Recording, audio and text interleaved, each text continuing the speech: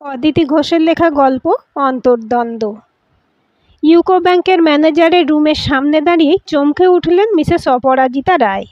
এ কাকে দেখছেন উনি? হ্যাঁ, সন্দীপনই তো। কাঁচা পাকা চুল ও সামান্য ভারী হয়ে যাওয়া মুখাবয়বের আড়ালে লুকিয়ে থাকা সেই 24 বছরের সুদর্শন যুবককে চিনতে এতটুকু অসুবিধা হয়নি অপরাজিতার। একটা ফিক্সড ডিপোজিট করার জন্য আজ ব্যাংকে এসেছেন অপরাজিতা। এইসব কাজে বরাবরই উনি ম্যানেজারের কাছে আসেন। বাইরে থেকে শুনে এসেছেন যে আগেকার ম্যানেজার রিটায়ার্ড করেছেন, নতুন ম্যানেজার এসেছেন। সন্দীপনই তাহলে সেই নতুন ম্যানেজার। দীর্ঘ 35 বছর পর এভাবে যে সন্দীপনের সঙ্গে দেখা হয়ে যাবে তা কখনো কল্পনাও করতে পারেননি অপরাজিতা। মনের মধ্যে হঠাৎই অদ্ভুত একটা উন্মাদনা অনুভব করছেন।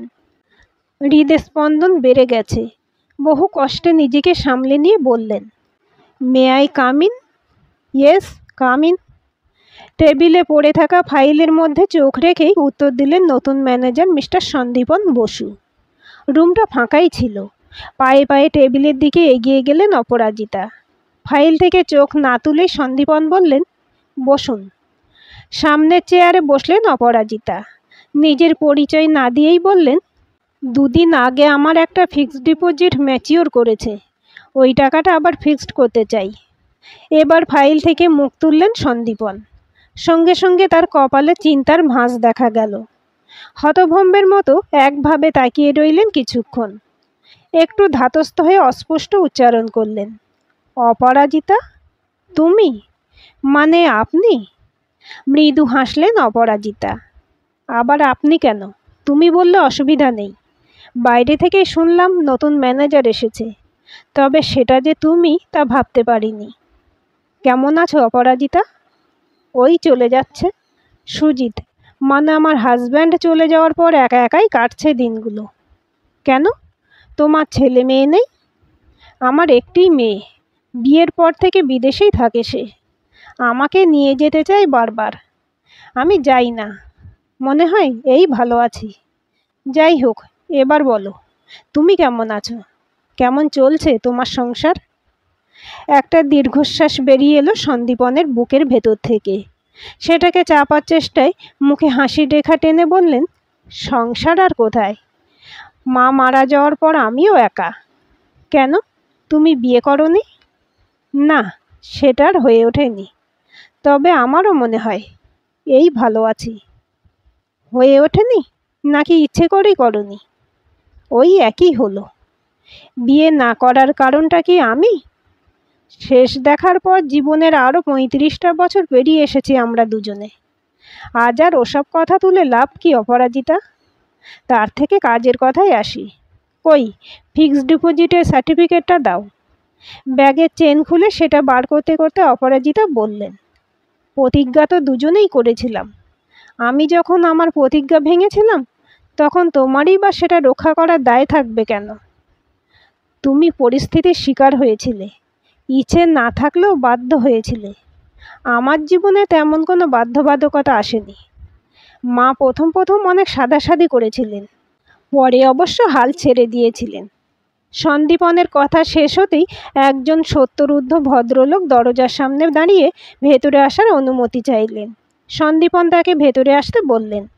অপরাজিতার দিকে তাকিয়ে বললেন, উনি একটা সমস্যায় পড়েছেন, তুমি একটু বসো, ওনার কাজটা মিটিয়ে দিই। উনি কাল এসে ঘুরে গেছেন।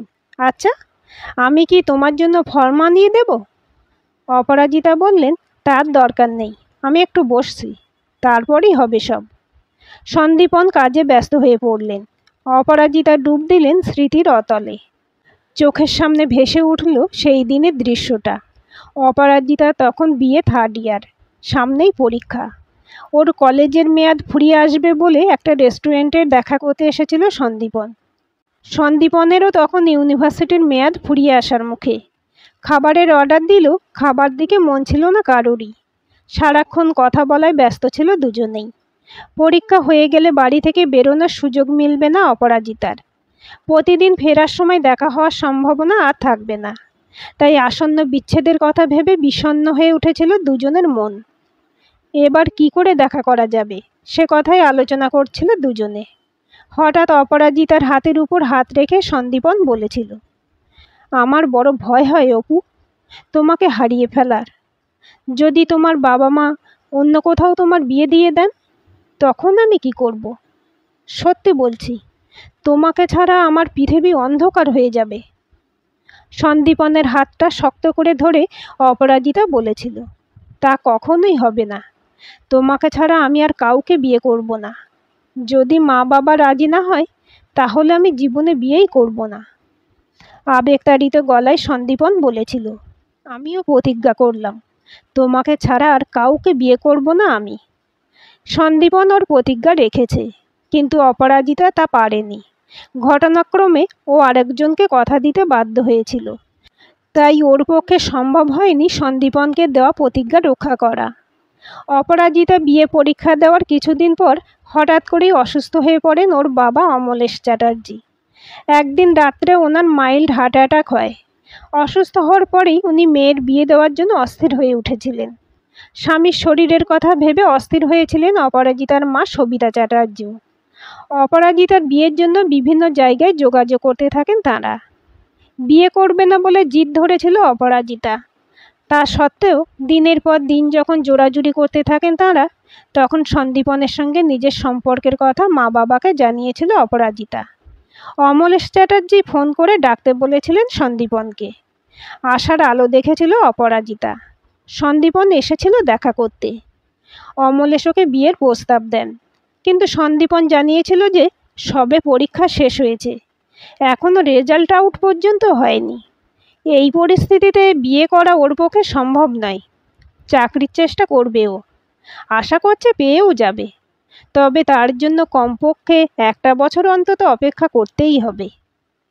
এদিকে ভালো ভালো সম্বন্ধ আসছিল অপরাজিতার জন্য। তাদেরই মধ্যে একজন ছিল ডক্টর সুজিত রায়। তাই অপেক্ষা করতে রাজি ছিলেন না অমলেশ। উনি সন্দীপনকে জানিয়ে দিয়েছিলেন যে তার জন্য অপেক্ষা করতে পারবেন না তিনি। সন্দীপন চলে যাওয়ার পর এক প্রস্ত ঝড় উঠেছিল বাড়িতে। অপরাজিতা নিজের সংকল্পে দৃঢ় ছিল। বিয়ে করবে না বলে জানিয়ে দিয়েছিল বাবা মাকে। মানসিক চাপে সেই রাত্রেই আবার অসুস্থ হয়ে পড়েন অমলেশ। সে যাত্রাতেও সামলে উঠলেও কেমন যেন চুপচাপ হয়ে গিয়েছিলেন তিনি। এরপর থেকেই অপরাজিতার কাছে খুব কান্নাকাটি করতে থাকেন সবিতা। অবস্থার চাপে পড়ে শেষ পর্যন্ত বিয়ে করতে রাজি হয় অপরাজিতা। বুকের মধ্যে একরাশ কষ্টকে চেপে রেখে বিয়ের পিঁড়িতে বসেছিল ও। অপরাজিতা, সন্দীপনের ডাকে চিন্তায় ছেদ পড়ল। সোজা হয়ে বসলেন অপরাজিতা। সন্দীপন বললেন, এখানেই ফর্ম আনিয়ে দিই, তুমি এখানে বসে ফিল আপ করে নাও। ঘাড় কাত করে সম্মতি জানালেন অপরাজিতা। কাজ মিটিয়ে চলে আসার সময় অপরাজিতার পিছু পিছু বেরিয়ে এলেন সন্দীপন। গেটের বাইরে পা রেখে অপরাজিতা বললেন, কাজ ছেড়ে চলে এলে কেন? ফিরে যাও। যাব তো, তবে একটা কথা বলতে চাই তোমাকে। কি কথা? আমার রিটায়ার্ড হওয়ার সময় ঘনিয়ে এসেছে, আর মাত্র 4 মাস বাকি। তারপর আর কোনো দিন দেখা হবে না তোমার সঙ্গে আমার। আমরা দুজনেই এখন নিঃসঙ্গ।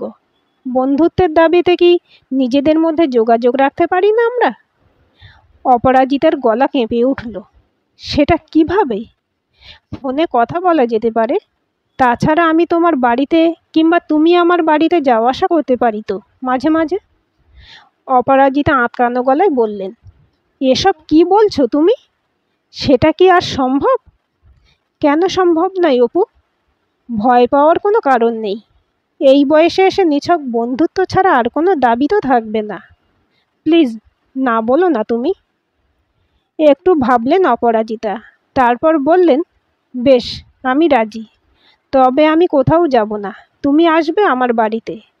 সন্দীপন বললেন, ঠিক আছে, তাই হবে। কাল বাদ দিয়ে পরশুই তো রবিবার, ওই দিনই যাই তবে। বেশ, এসো। সন্দীপনের ফোন নাম্বার সেভ করে নিলেন অপরাজিতা। এরপর নিজের ফোন নাম্বার ও বাড়ি ঠিকানা দিয়ে অটো স্ট্যান্ডের দিকে এগিয়ে গেলেন। 2 বছর আগে পর্যন্ত প্রাইভেট কার ছিল তাঁদের। সুজিত রায় নিজেই ড্রাইভ করতেন। ড্রাইভিংটা শেখেননি অপরাজিতা, তাই গাড়ি রাখার সমস্যা হয়ে উঠেছিল। প্রথমত সব সময়ের জন্য ড্রাইভার রাখা ঝামেলা, দ্বিতীয়ত নিজের বাইরে যাওয়া অত্যন্ত কম। একদম বাড়ির কাছের মার্কেটে আর এটিএমে যান উনি। আর মাঝে মাঝে আসেন ব্যাংকে। এটুকু রাস্তা অটো বা রিকশায় যাতায়াত করেন। এত অল্প প্রয়োজনে গাড়ি রাখার কোনো মানে হয় না বলেই ওনার মনে হয়। সুজিত মারা যাওয়ার পর থেকে কোনো কিছুতেই তেমন আগ্রহ বোধ করেন না অপরাজিতা। যেন তেন প্রকারেণও জীবনটা চলে গেলেই যেন হয়।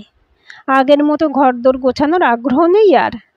আজ সন্দীপন আসবে বলে ড্রয়িং রুমটা একটু গুছিয়ে রাখছিলেন। হঠাৎ মনে পড়ে গেল সন্দীপন ভীষণ লাল গোলাপ ভালোবাসত। তাড়াতাড়ি বাড়ি থেকে বেরিয়ে ফুলের দোকান থেকে একগুচ্ছ লাল গোলাপ কিনে নিয়ে এলেন। সেন্টার টেবিলে ফ্লাওয়ার ভাসে সেইগুলো রাখলেন। আকাশ নীল রং বড় পছন্দ সন্দীপনের, তাই নিজে একটা আকাশ নীল রঙের শাড়ি পরলেন। চুলটাকে জড়িয়ে ঘাড়ের কাছে একটা আলতো খোঁপা বাঁধলেন। সন্দীপনের পছন্দের গোলাপগন্ধ পারফিউম লাগালেন গায়ে। ঘড়ির দিকে তাকিয়ে দেখলেন 9:40 বেজে গেছে। আর মাত্র 20 মিনিট পরই আসবে সন্দীপন। ব্যস্ততার মধ্যেও আজ বারবার মনে পড়ে যাচ্ছে সন্দীপনের সঙ্গে কাটানো নানা মুহূর্তের কথা। একদিন সিনেমা হলে স্পেশাল এনক্লোজারে বসে সিনেমা দেখতে দেখতে অপরাজিতার ঠোঁটে আলতো করে নিজে ঠোঁট ছুঁয়েছিল সন্দীপন। কথাটা মনে পড়তেই 57 বছর বয়সেও সারা শরীরে একটা রোমাঞ্চ খেলে গেল। একটা অদ্ভুত ধরনের উন্মাদনা অনুভব করছেন অপরাজিতা। আতিথ্যে ত্রুটি রাখতে চান না অপরাজিতা বিশেষ অতিথির। সন্দীপনের জন্য কাস্টার্ড করে রেখেছেন আগেই। উৎকৃষ্ট সন্দেশ এনে রেখেছেন। চিকেন পকোড়া করার জন্য সব রেডি করেও রেখেছেন। প্লেট ট্রে শোকেস থেকে বার করে কিচেনের দিকে যাচ্ছিলেন। যেতে যেতে মনে পড়ে গেল গোলাপ আনার সময় একটা রজনীগন্ধার মালা এনেছিলেন সুজিতের ফটোয় পরিয়ে দেবেন বলে। ফুলের দোকানে গেলেই এই মালাটা কেনেন অপরাজিতা, এসেই পরিয়ে দেন। কিন্তু আজ এখনো পরানো হয়নি সেটা। ছোট টুলটা টেনে নিয়ে মালা হাতে উঠলেন অপরাজিতা। মালা পরিয়ে স্বামীর উদ্দেশ্যে প্রণাম করলেন। ফটোয় সুজিতের মুখের হাসিটা অমলিন। সেদিকে তাকিয়ে অপরাজিতার মনে হলো সুজিত যেন ওর এই সাজগোজ, এই ব্যস্ততা দেখে হাসছে। যেন বলছে, আমার অপুরাজ কার জন্য এই সাজগোজ, এই ব্যস্ততা? তবে কি আমি ছাড়াও কেউ আজও আছে তার মনের মধ্যে? মুহূর্তে মনটা বিষণ্ণ হয়ে গেল। তবে কি ভুল করছেন অপরাজিতা? যে মানুষটা সন্দীপনের সঙ্গে তার পূর্ব সম্পর্কের কথা জানার পরও নিজের সবটুকু দিয়ে ভালোবেসেছিলেন, তাঁরই সঙ্গে কি প্রবঞ্চনা করছেন অপরাজিতা? সন্দীপনকে বেশ ভালো করেই চেনেন অপরাজিতা, বিশ্বাসও করেন। শুধুমাত্র বন্ধুত্বের দাবি নিয়েই হয়তো আসবে সন্দীপন। কিন্তু এভাবে মিশতে মিশতে তারা কি মানসিকভাবে দুর্বল হয়ে পড়বেন না? যদি হয় সেটা তো অন্যায় হবে সুজিতের সঙ্গে। না, আর এগোনো ঠিক হবে না। ঘড়ির দিকে তাকালেন অপরাজিতা। 9:55 বাজছে। 5 মিনিট পরই সন্দীপন এসে পড়বে। তাড়াতাড়ি ফোনটা তুলে নিয়ে কল করলেন সন্দীপনের নাম্বারে। ও প্রান্ত থেকে সন্দীপন উচ্ছ্বসিত গলায় বললেন, এই তো বেরিয়ে পড়েছি, আর কিছুক্ষণের মধ্যেই পৌঁছে যাব তোমার কাছে। নিজের মনকে কঠিন করার চেষ্টা করলেন অপরাজিতা। গম্ভীর গলায় বললেন, তোমার কাছে আমার একটা অনুরোধ আছে সন্দীপন। বলতে পারো এটাই আমার জীবনের শেষ অনুরোধ। তুমি দয়া করে এসো না এখানে। আজ নয়, আর কোনো দিনও নয়। আর একটা অনুরোধ, তুমি আমার ফোন নাম্বারটা ডিলিট করে দাও। আমিও তোমার নাম্বারটা ডিলিট করে দেব এক্ষুনি। আমাদের যে দেখা হয়েছিল এ কথা ভুলে যাব দুজনেই। ভালোবাসার জন্য তোমার আত্মত্যাগ মনে রাখার মতো। কিন্তু তবুও বলছি, অন্তর্দ্বন্দ্বের হাত থেকে আমাকে মুক্তি দাও তুমি। আমার এই অনুরোধটুকু রেখো প্লিজ। কিছুক্ষণ চুপচাপ রইলেন সন্দীপন।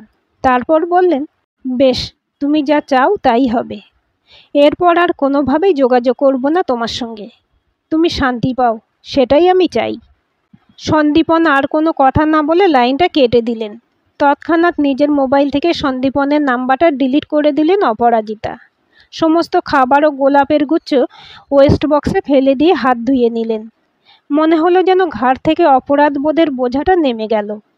এরপর ডক্টর সুজিত রায়ের ফটোর দিকে তাকিয়ে মনে মনে বললেন, তোমার অপু জীবনের শেষ দিন পর্যন্ত শুধু তোমারই থাকবে সুজিত। আর কাউকে মনে ঠাঁই দেবে না সে। যদি কোনো ভুল করে থাকি তার জন্য ক্ষমা করে দিও আমাকে। সুজিতের মুখে সেই অমলিন হাসি।